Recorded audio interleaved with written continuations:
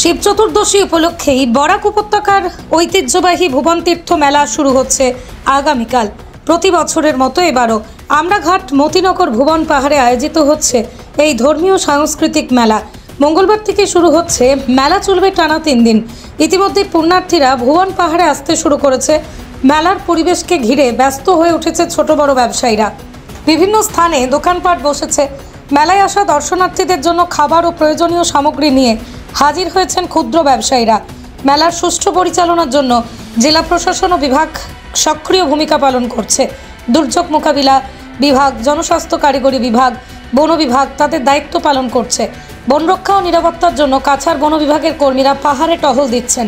মেলার সার্বিক তদারকির জন্য প্রশাসনের উচ্চপদস্থ কর্মকর্তারা ইতিমধ্যেই পাহাড়ে পৌঁছেছেন। এই বিষয়ে সাংবাদিকদের সঙ্গে কথা বলেন মনিয়ারখাল রেঞ্জ অফিসার শিবহরি সিনহা, জনস্বাস্থ্য কারিগরি বিভাগের এসডিপিও মনোদীপ কর, সোনাই সার্কেলের এলআরএ সঞ্জীব দাস, ভুবন তীর্থ মেলা কমিটির শঙ্কর ভূষণ দে।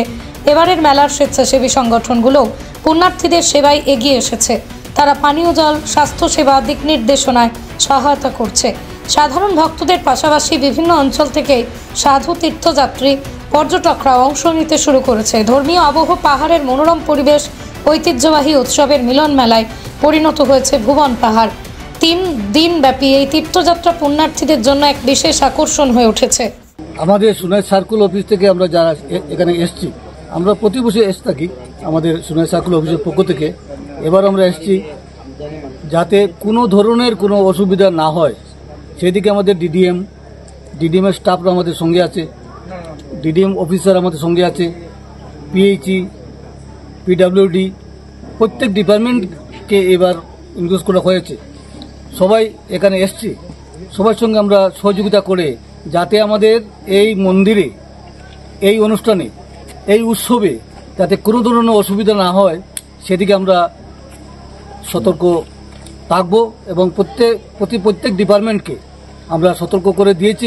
সতর্কতা অবলম্বন করে অনুষ্ঠানকে সুন্দর, সার্থক এবং সাফল্যমণ্ডিত করে তোলার জন্য আমাদের কিছু স্টাফ এখনো এসে পৌঁছতে পারেনি, কিন্তু ওনারা আসবেন।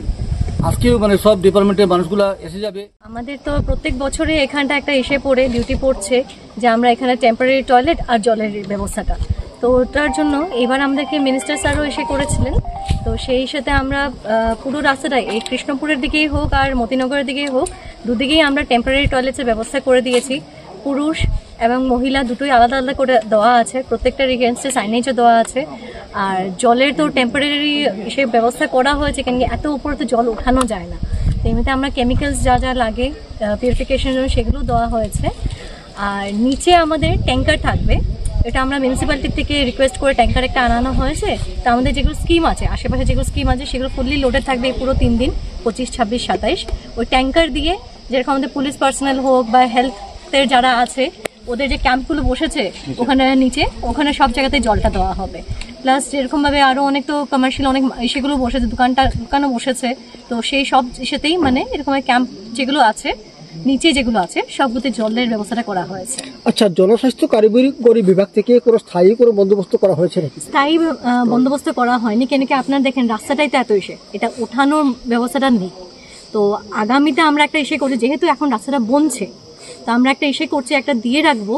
তারপর ওটা কতটুকু সাফল্য হয়, কেন কি যেহেতু জিনিস উঠানো, মেটেরিয়ালস ওঠানোটা প্রবলেম, ক্যারেজে প্রচন্ড এসে চলে যাবে। খানিক আগে দেখে এলাম এখানে টয়লেট তৈরি করা হয়েছে, এটা স্থায়ী না অস্থায়ী ভাবে? সবগুলি অস্থায়ী। আপনার এখানে দেখবেন বেশ অনেকগুলো করা আছে, দেখতে তো মনে হচ্ছে স্থায়ী। না, সবগুলি অস্থায়ী করা আছে। আর স্থায়ী নিচে আছে, নিচে এটা আমরা অনেক আগে সিএমএসসি যেটা আমাদের ইসাদাই কমিউনিটি কমপ্লেক্স যেটা থাকে ওরকম ভাবে একটা করা হয়েছে। তো 2 দিন থেকে আপনার 2 দিন অবধি আপনার যে ডিপার্টমেন্ট যেটা সেই ডিপার্টমেন্টের সব তৎপর হিসাবে থাকবেন কি? হ্যাঁ, 3 দিন 25, 26, 27 তৎপর হিসাবে থাকবেন। আচ্ছা ম্যাডাম, আরেকটা আমি কথা আপনাকে জিজ্ঞেস করছি। জনস্বাস্থ্য কারিগরি বিভাগ স্বাস্থ্যের সাথে সম্পর্কিত, তো চিকিৎসা বিভাগ নিয়ে আপনি কি কোনো কিছু বলবেন নাকি? না, চিকিৎসা বিভাগ তো পুরো আলাদা। আমরা জনস্বাস্থ্য কারিগরি বিভাগ হলো আমরা খালি জল আর শৌচালয় এই দুটো নিয়ে আমাদের আচ্ছা, হ্যাঁ, বাকি তো যেটা আছে ওটা হেলথ ডিপার্টমেন্ট আছে, ওরা সবাই অ্যাক্টিভ আছে।